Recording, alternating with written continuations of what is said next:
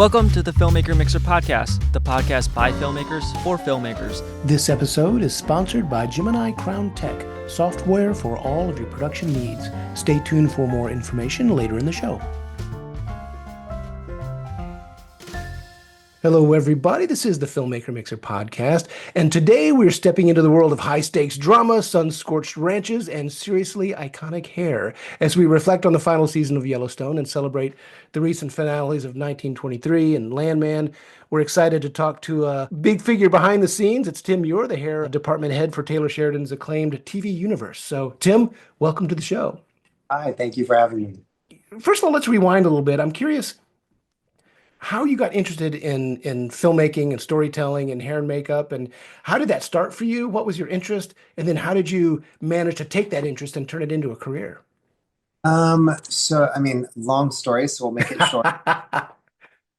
I have always had an infatuation with hair, and I got into it very young and ended up, working in a salon and started in fashion and editorial. And was this real quickly, was this in LA or was this another part of the country? Where were we at? I worked both LA, I worked in Salt Lake, I had a salon in Salt Lake. Gotcha. But yes, worked in LA and everything kind of where I started in fashion and editorial, New York, all those places. And then later on down the road, I got a call from, I've worked with Taylor Sheridan for a long time, was his personal hairdresser. And then he, and before that was one of his wife. His wife was a model, and I worked with her in the fashion editorial industry. And she, he asked me, he said he's got this movie and he wanted me to be a part of it. Of course, I had no idea how to do that. They brought me in on a movie that he was doing, and I was the key at the time. So they had a department head, and I was the key, and then took over for the department head on that show because they ended up having something else come up. So I ended up having to take over that show. And had to learn from all of my mentors how to run a show because I literally had to do it in 24 hours. Oh, wow.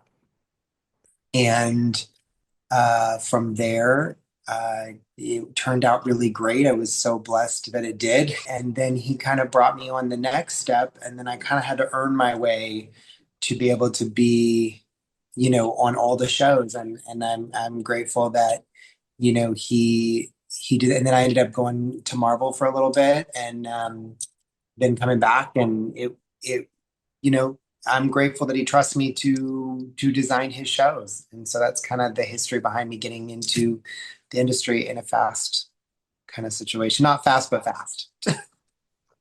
And what's that process like collaborating with someone like Taylor? Like, how do you share ideas, create the styles, all that stuff?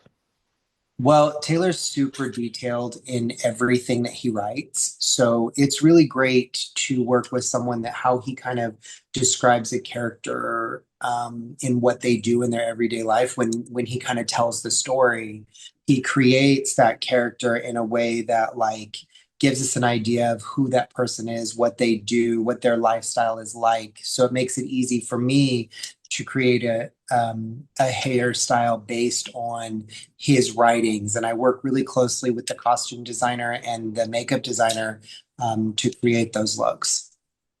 So I'm curious about something. You've worked with some obviously very famous people, Demi Moore and Harrison Ford and Helen Mirren. And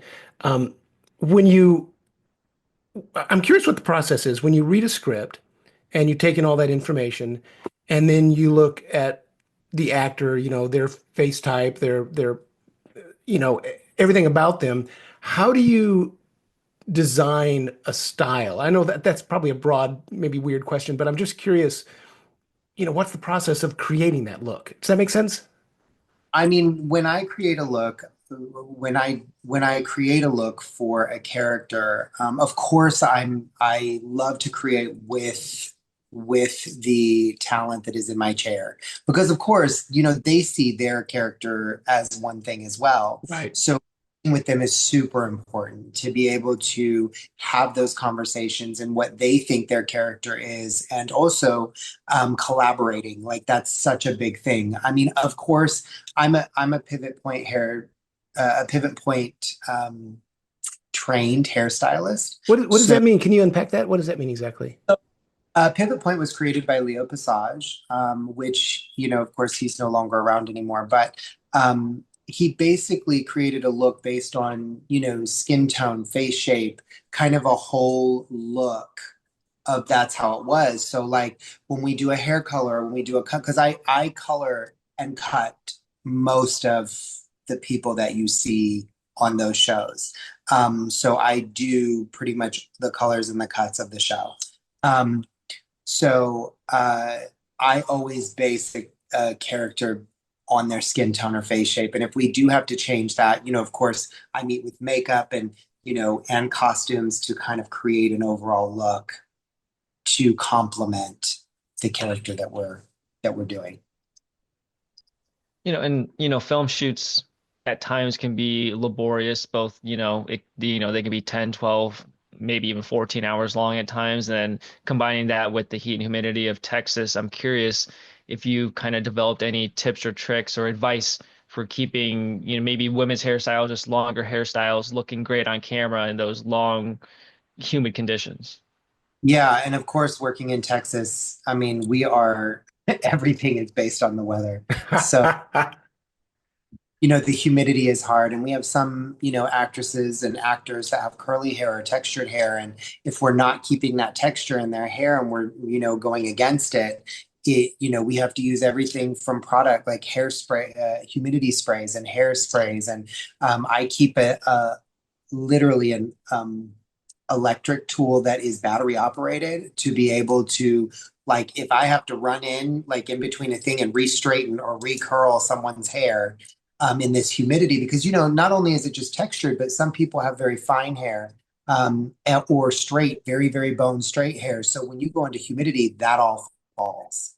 So to keep those every scene, I'm in there with something to be able to do. And my team is incredible. I have a wonderful wonderful team that works with me. And they're super talented. So, and they know how crazy I am about continuity and everything and making things flow. So they're really good at making sure everything kind of, if you have a great team, you have a great show. I'm curious about something else. It's easy for people in an audience or people on the outside, watching this film or a TV show, thinking that it's about making the actor look good or look in the moment, whatever's going on with the scene. But it's also about serving the story. And so I'm curious, especially in a TV series, if there's an arc to the storyline, do you put an arc in the look of the character if it's appropriate? How do you serve the story in terms of the plot and the tension and the tone? Does that make sense? Right. So, I mean, for me, like if you are, we'll just say if you're sick or you have an ailment, or you're a drug addict, or you're playing a drug addict, or you're playing someone that is homeless, or you're playing someone that is very wealthy, or a bombshell or whatever. Of course, when I create a character, when I'm doing a character, that actually I want to create for what that character is. So if you are somebody that has an ailment and you're sick, my job is not to make you beautiful. It's to make you visually attractive, but not attractive. Does that make in a beautiful attractive in a beautiful way by not making you attractive? Does Right. that make sense? We're not doing salon hairstyles unless it calls for that, right? We're doing every day what a real person would look like if you saw them on the street. That's how we would do it. Taylor really does try, especially for Taylor. And I know that could be for all filmmakers, but especially with Taylor, he really does try to tell a story the way it should should be and should be told, and likes realism. So if there's frizz, if there's, um, like for 1923, a period piece, far too often, we do see a lot of perfection in those hairstyles and stuff like in 1920s, but that's not real life. If most of these women in the 1920s, they rolled their hair at night and slept with a bonnet. They didn't recurl their hair every day, and they didn't do that. So when they woke up and they took that down and they brushed it out, that's what it looked like.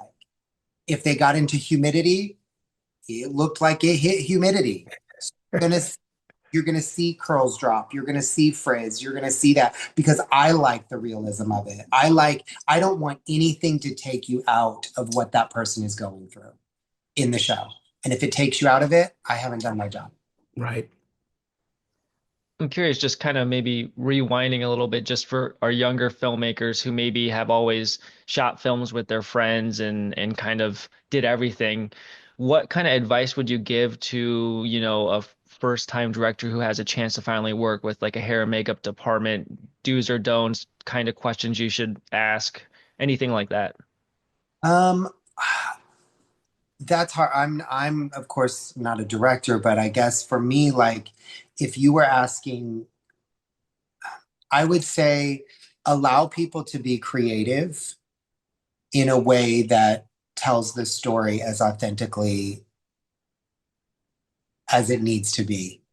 Does that make sense? So having direction in it, but also allowing them to be creative in it, and not having, because I think sometimes when you have this thing of like, it needs to be this, it needs to be this, it needs to be this, it needs to be, and you're micromanaging and not allowing your teams to excel in what they've been hired to do, it can take away from the look of the show. I think everybody should have a say in what they are expert in. Does that make sense? Well, kind of going back to what we talked about earlier when you were talking about, styles from the 20s and so forth. Obviously, you're trying to be authentic, but you're also trying to be cinematic. So, how do you balance the authenticity of a time period with coming up with something that's iconic? Does that make sense? I mean, that's it's kind of a I'm getting in the weeds on creativity, but I'm curious how that works and how your mind works and how you balance those two things. Well, like I said, when you're telling a story, of course, right? Like everybody has a part in that, right? So you Right. have your talent that's creating um, that story from the acting point of it. And then you have your costume designer that's creating a costume look for that. And then you have your makeup designer that's doing the makeup for that and the hair for that, right? So that's our job, to create the visually beautiful look of that, or unbeautiful, but visually breathtaking, because I think it all comes together. So if you're doing something like staying authentic to the time period, but you want it in a cinematic form, by making that, by everybody coming together and telling the story, it does just that. I don't think there's like a um expertise in it. I think by everybody working together, that's how that character is created. Does that make No, sense? it does make sense. One person. There's not just one person. If it was just one person, then you wouldn't have a cinematic or visually beautiful situation, because one person can't do all of that. Right. Right. It makes sense. It makes sense. It does make sense. I'm curious about something else. Do you ever have actors that come to you and want you to create a hairstyle that they can also use as business? Like if, playing with hair or how they brush their hair or um, because actors like to have things to do. So how does that work? I mean, like in their everyday life, is that what you're saying? Like, Like as a like there's an actor who feels like this particular character might have a habit or a tick or something. They want to use the hair as not just how the character looks, but in business. Absolutely. So, like, there are times where, like, an actor will say, I think I'm going to run my fingers through my hair, or I think I'm going to play with my hair in this scene.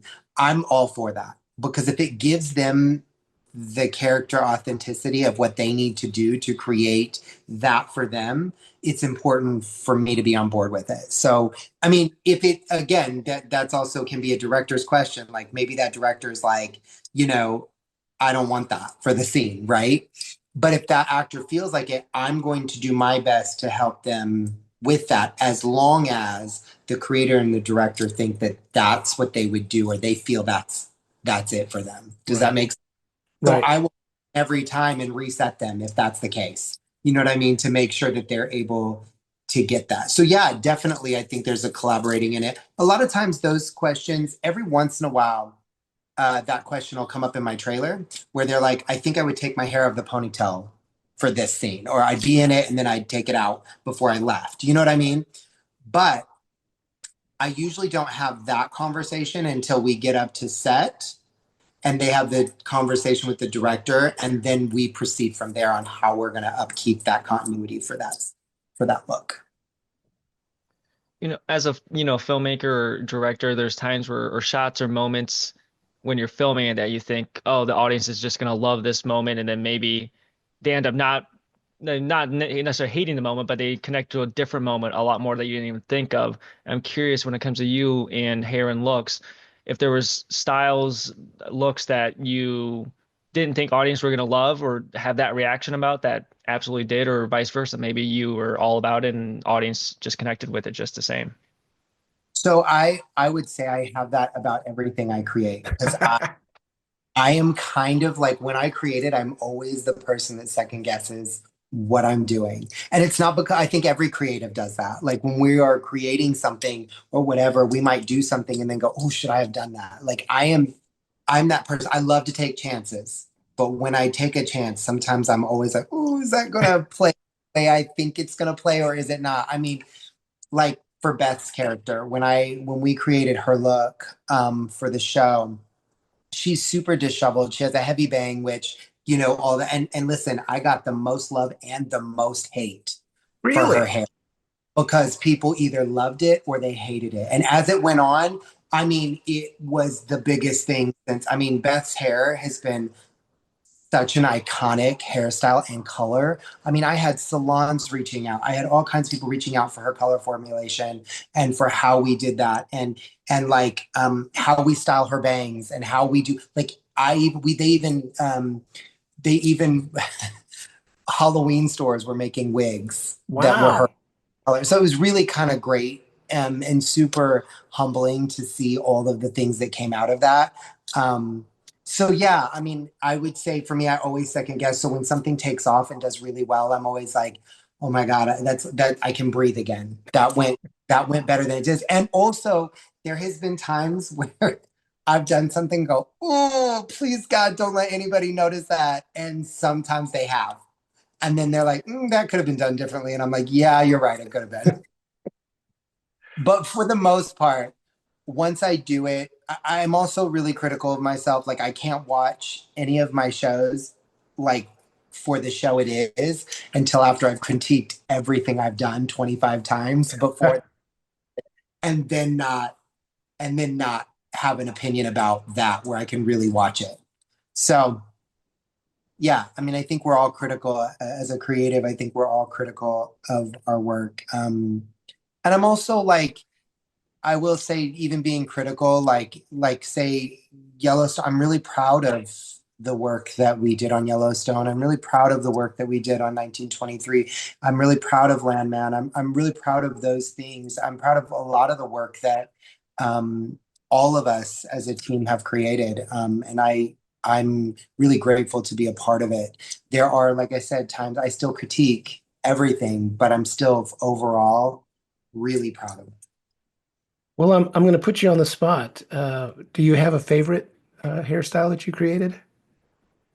Um, Or maybe your top three that's your personal favorites. like I said, I love Beth's look a lot. just because I think it's not the norm. Like we were always seeing people on, for Beth's character, because she's kind of all over the place with her. Like sometimes she's up, sometimes she's down, sometimes she's crazy, she's all those things. I love that she was not kept. And when she was, it was still kind of undone. I love that kind of kept but not kept look, and the mess of it. I love that. So I like that look. I loved Cara Dutton's on 1923. I loved her look because I felt like, she's kind of not 1920s. She's kind of like late 1900 or early 1900s, late 1800s, but with little nuances of 1920s. So I love that. I loved creating Alexandra's look in that. I love how beautiful, and the blonde, and just the way that we did those waves and her curls, and I love that look as well. For Landman, I love Angela and Ainsley's characters. I love the way we created those looks to be so just like a 17-year-old Texas girl, and then her mom so over the top. I love that. I love, like, with Ali Larder, Angela, she plays Angela on Landman. She's so over the top that when she creates these dinners, she will get dressed up in a theme. So everything's themed out. So I love creating hairstyles for that. So yeah, I would say all of those are really great. Well, before we wrap up, I'm curious, where do you get inspiration from? Both in terms of maybe things that are not film related, but also in terms of ideas for hairstyles and stuff. Are you like a people watcher? How do you keep a journal, a notebook? How do you organize your thoughts and your ideas and your inspiration? So I am definitely a people watcher. I think naturally I'm an Aquarius, but I'm such a people watcher. But I also love history. I'm such a history buff. So when it comes to period, I really do research, and I love culture. So like when we're doing like back in time for like the Native American community, or, you know, just anything, like, I mean, on 1923, we went all the way to Africa, and we had to take, tribes that didn't even have pictures of that time period up. So we had to go and research and find people that had photographs of that time period for those cultured looks. So I love the history of it. I love researching. I love all of that. But I really do. I am definitely a people watcher. So when I'm creating a look, I'll look at different people and how they live their life, and especially in the area that I'm in. So whatever place, like, because Texas looks different than New York. New York looks different than LA. LA looks different than Atlanta. Like, I take wherever my surroundings are and I watch everybody. Doesn't matter where you come from, doesn't matter what you do, because the more I watch, the more knowledge I get of how people look and how they carry themselves and how they would act if they were in certain jobs. So yeah, I watch my surroundings like a hawk. Well, Tim, it's been great chatting with you, and you've created an amazing career and worked on some amazing shows. Circle back sometime if you want to chat again about projects you're working on. The door's always open. And in the meantime, we sure appreciate your time. Thank you so much for having me. I appreciate it. All right, you take care. Thank you. This episode is sponsored by Gemini Crown Tech, owned and operated by Stephanie Moore and Stephanie Harrison. We at Gemini Crown Tech have covered all your production management needs with our proprietary software. Please visit our website at www.geminicrowntech.com and use the code FMP for Filmmaker Mixer podcast listeners, so we know how you heard about us. Thank you for listening to the Filmmaker Mixer podcast, a podcast created and hosted by filmmakers Jeff Stolen and Andrew Lamping, and produced by Melody Lopez. Our theme song was composed by Stephen D. Bennett. Make sure to follow or subscribe on whatever platform you're listening to us on, and stay tuned for future episodes.